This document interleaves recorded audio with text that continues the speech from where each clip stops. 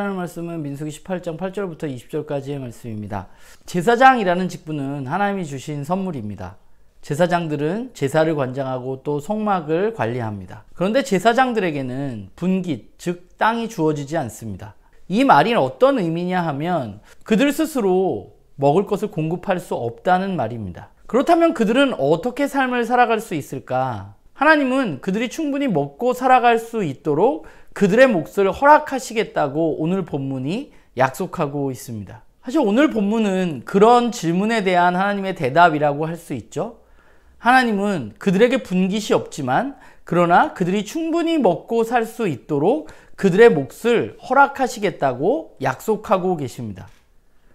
오늘 본문에 있는 것처럼 제사장들은 이스라엘 민족들이 하나님께 드린 지성물, 또 첫 번째 소산, 첫 번째 태생, 이것들을 제사장들에게 허락하십니다. 하나님은 아론과 그의 자손들에게 영구한 몫을 주겠다고 약속하셨습니다. 그들에게 분깃이 없습니다. 그러나 사실 그들에게 분깃이 없는 것이 아닙니다. 왜냐하면 오늘 본문에 분명하게 하나님 자신이 그들의 분깃이 되시겠다고 말씀하셨기 때문입니다. 그들에게 땅이라는 것이 허락되어지진 않지만 그러나 그들에게 하나님 자체가 땅을 대신하게 된다고 주님은 말씀하고 계신 것이죠. 그렇기 때문에 그들은 농사를 지을 필요가 없습니다. 그들이 해야 할 일은 오직 하나, 하나님을 바라보고 하나님 맡겨주신 일들을 잘 감당하는 것입니다. 이것이 오늘 본문 가운데 하나님이 아론과 그의 자손들에게 주시는 약속입니다.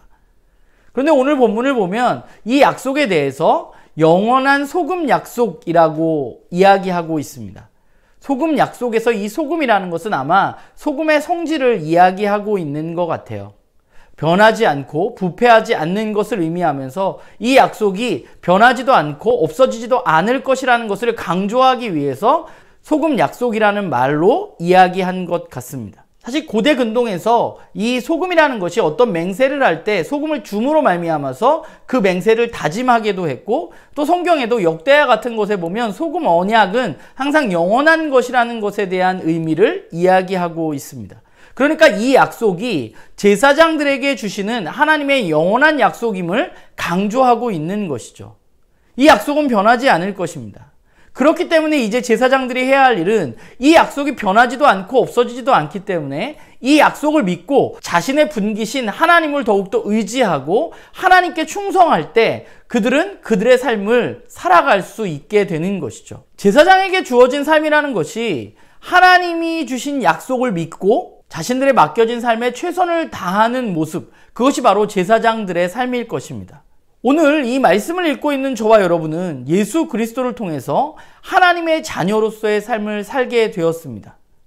에베소에 이야기하고 있는 것처럼 이제 우리는 외인이나 나그네가 아니라 하나님의 가족입니다.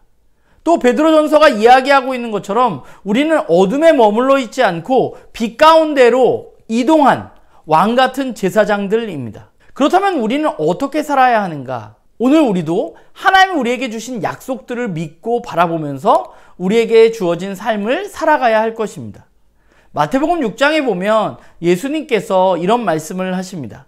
그러므로 염려하여 이르기를 무엇을 먹을까 무엇을 마실까 무엇을 입을까 하지 말라. 이는 다 이방인들이 구하는 것이라. 너희 하늘 아버지께서 이 모든 것이 너희에게 있어야 할 줄을 아시느니라. 그런즉 너희는 먼저 그의 나라와 그의 의를 구하라. 그리하면 이 모든 것을 너희에게 더하시리라. 그러므로 내일 일을 위하여 염려하지 말라. 내일 일은 내일이 염려할 것이요 한날의 괴로움은 그날로 족하니라. 예수님 우리에게 약속하고 계신 것이죠. 하나님 다 알고 계시기 때문에 우리가 하나님의 나라와 하나님의 의를 구하는 삶을 살아갈 때 하나님이 우리의 삶을 책임지신다는 것입니다. 이것이 바로 하나님의 가족 또 왕같은 제사장인 우리에게 주어진 삶입니다. 우리는 이 약속을 믿고 이러한 정체성을 가지고 살아가야만 합니다.